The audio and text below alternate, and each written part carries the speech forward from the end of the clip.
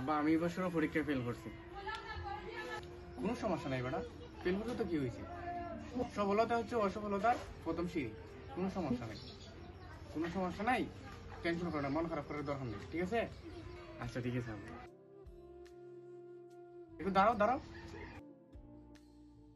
কয় সাবজেক্টে ফেল করছো? 3 সাবজেক্ট। 3 সাবজেক্ট, 3 সাবজেক্ট আছে না?